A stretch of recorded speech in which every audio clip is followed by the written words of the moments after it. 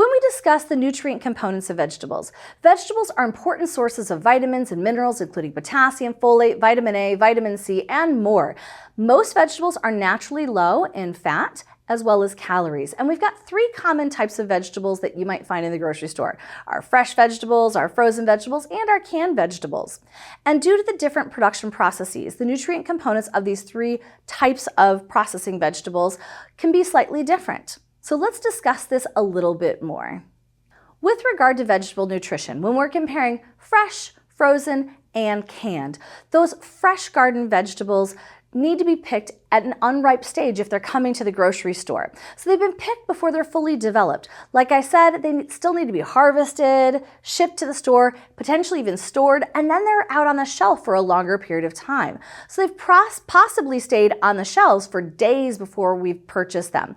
Garden vegetables' quality and quantity are limited by weather and geographic location. So if you're not able to grow your own garden fresh vegetables, keep these things in mind as you're choosing vegetables and fruits from the store.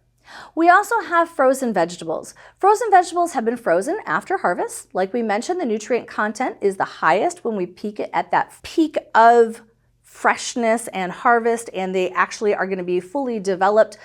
The frozen vegetables sometimes can be cheaper and easier for consumption year-round comparatively to some of these fresh vegetables.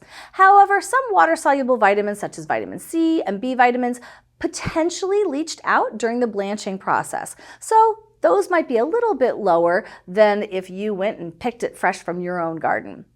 With regard to canned vegetables can sometimes be cheaper than fresh vegetables, and they have obviously comparatively longer shelf life. They've been harvested and preserved with optimal nutrition in consideration of that canning process. But keep in mind, a lot of canned vegetables contain high amounts of sodium, or even some canned fruits can have a lot of sugar to help keep them preserved and also appeal to our palate.